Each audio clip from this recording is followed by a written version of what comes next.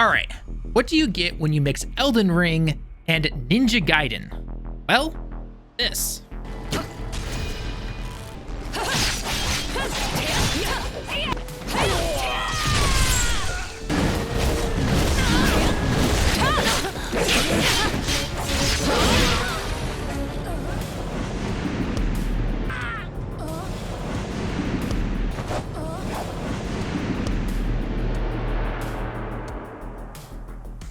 Okay, I know that was a very simple description of this game, but if I had to describe that in a short statement, that's how I would.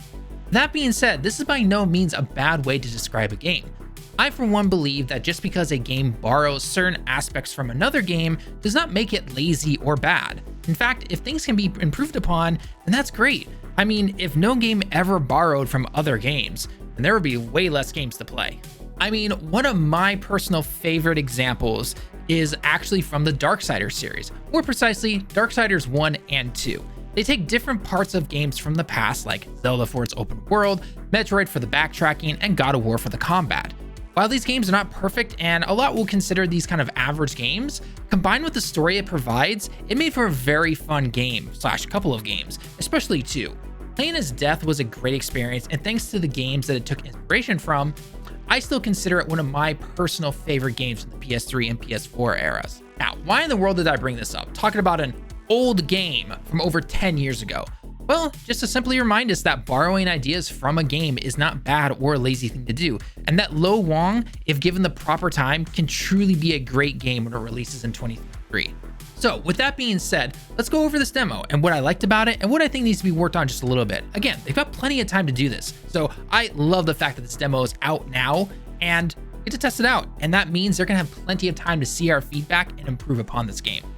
But before that, I have one thing to ask you, the viewer. What is your personal thoughts on this game? Have you even tried the demo out? It is available on PlayStation and Xbox. So if you like what you see on screen and it seems interesting, then I urge you to try it out. What's going on, everyone? Tallen here with 59 Direct, and today we're going to be taking a look at Lo Wong Fallen Dynasty. This demo is available again, like I stated before, on both the Xbox and PlayStation, so I definitely urge you to try it out. If you happen to enjoy the video, make sure you leave a like and sub to the channel. Almost 70% of you who watch our content are not subbed, and we are super close to 2K subs. And if you want to keep up to date on everything that we do on the daily, whether it's events, videos, you name it, make sure to follow us over on the 59 Direct Twitter. We really appreciate it.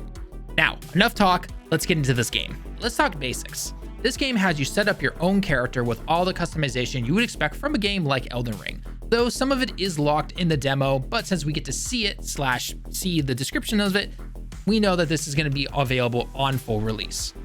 After a quick tutorial of combat, potions, and how the game works, you're thrown into the open world to then go and venture into different areas and fight your way through ever-growing enemies, both alive and what look to be the dead.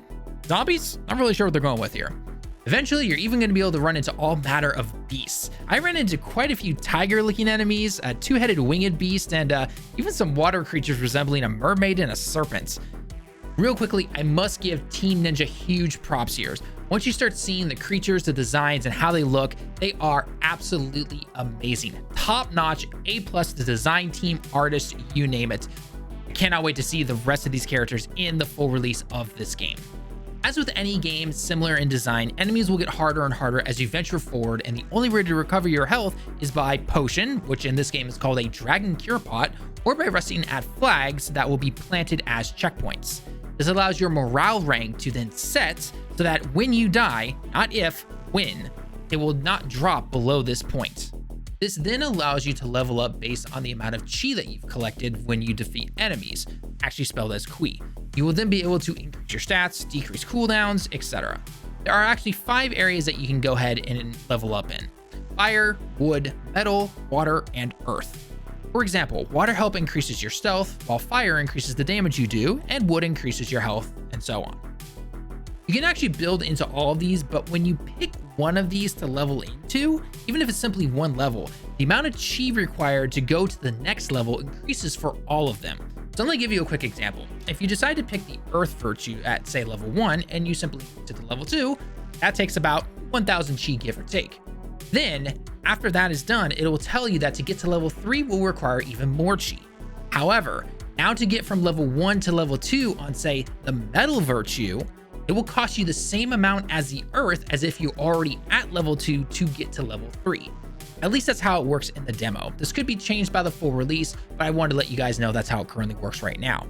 By the way, when you rest at these checkpoints, you will reset all enemies that you killed before, very similar to Elden Ring and other games. So it's another thing to keep in mind, and make sure that if you had a tough time getting here beforehand, maybe don't rest just too much and use one of those potions beforehand. As you continue on, you will see blue/black flags dropped by other players if you're connected to the internet. If you kill the enemy that killed your fellow player, you will earn even more chi to level up your character. There is way more to the online, which we'll get into a bit here, so make sure you stick around to the end of the video for that. By the way, one thing I haven't even touched on yet are the weapons and armor. There is a lot of loot in this game. I don't know if I would necessarily call it a loot game per se, but there is quite a bit of it. There are a ton of weapons in this game, including glaive-like weapons, katanas, double blades, bows, knives, and a lot of spells like poison, ice, and even more. One of my favorite things to do is to encode ice onto my blade and then attack the enemies. That does a lot of damage, and it's really fast depending on what kind of weapon you're using. So it does a lot of damage, and it's really helpful, and it actually kind of slows them down, I think. I mean, it is ice, but I didn't notice any like freezing effects on the characters, but they definitely seem to be a little bit slower. So not sure if it was that way, but regardless, it definitely worked out pretty well in my favor. Combat in this game is going to feel very familiar if you have played any of the past Ninja Gaiden games. Deflects can be performed if you time them correctly to repel enemy attacks. However, watch out for those charge attacks. These attacks cannot be interrupted. You can hurt them, but they can't be interrupted. The beasts of this world are especially challenging and will put you in your place if you find parts of the game to be too easy.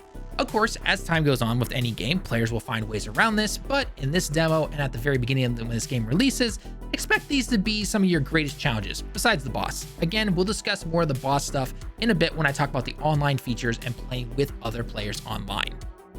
Now, while there are multiple routes to take/explore in this world, it is not technically open world. In true Team Ninja fashion for its action games, the areas are more corridors, so you don't have infinite space to move around if combat gets too crazy. The combat is very fast paced, however, like I said before, so if you have ever played any of these games in the past, then you should feel right at home. While I have personally played all of the Ninja Gaiden games in the past, I will say for this particular game, and I know, again, this is a demo, there were a few times where the input felt a little off. So again, I'm not sure if that's just a demo thing, but hopefully they're able to fix that for the full release, or they already know about it. I will say in regards to combat, some of the magic does feel a little underwhelming as well. Now, I'm not saying this needs to be super crazy overpowered or anything like that, but a few of the spells/chi moves could use a little bit of a boost in power/update. Small things that I just simply wanted to mention, since again, this is a demo, and I wanted you, the viewer, to know that if you pick this game up and you try this, you might notice this yourself. In terms of presentation, the game ran very well. I personally chose the FPS mode on the PS5 since I prefer FPS over resolution. However, there also was some pop-in that you will see at very long distances, and there could be some big frame drops for some enemies, even if it's just simply on a bridge just above you. Also, a small note on the bridges, keep an eye on them. A lot of them have broken places or little chipped pieces of wood that will have you fall through them if you're not careful, and you could fall into a completely new and different area that could have some really crazy powerful enemies, so be very careful. Now, this game is going to release on both current gen and past gen, so while this game does not look crazy amazing graphics wise, it does look good. While we are not sure on the price for both the current gen and past gens, I would recommend you to keep an eye on it, since there will probably not be a big difference in graphics, and this means that a lot of gamers will probably buy the last gen version since it is cheaper and it will work obviously on your current gen systems. And if the current gen does not offer you as much over the last gen, then you get to save a little bit of money. So again, something to keep an eye on. All right, let's finally talk about the online in this game. There are two options available in this demo. Keep in mind though, for said online, it's only available for a few weeks. Afterwards, I believe the demo will simply just be on its own. You won't be able to access the online unless they allow it for other tests in the future. The two modes are called Recruit and Co-op. Co-op allows you to invite up to 2 people to join you in the world and fight against the enemies, while Recruit allows you to join players who are asking for help. I'm not sure how the online selects who you join. When I tried doing this, I was currently level 18 myself, but I was placed with 2 level 7 players. It dropped my character down to level 7, about the same as the host.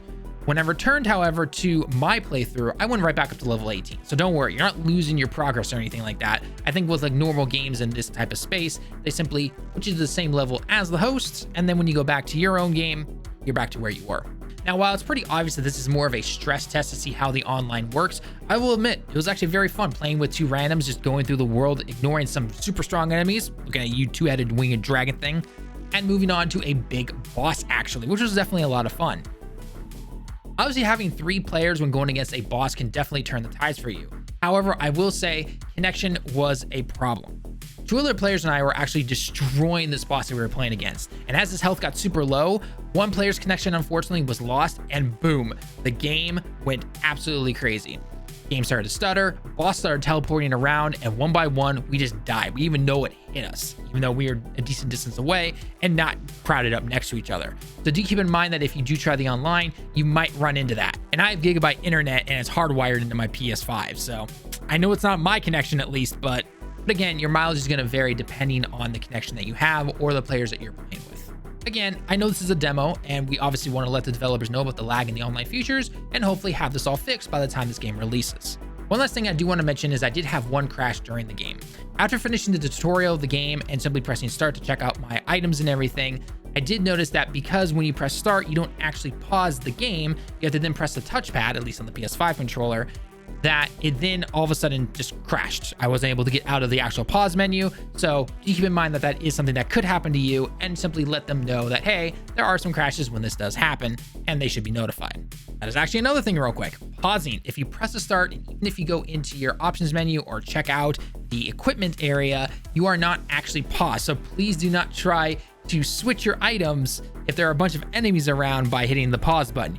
You hit the pause button, then hit the touchpad, and that will actually fully pause the game if you need to get up and go do something. However, leave all of your weapon switching and spells after you've defeated all the enemies in the area. Otherwise, you are gonna die.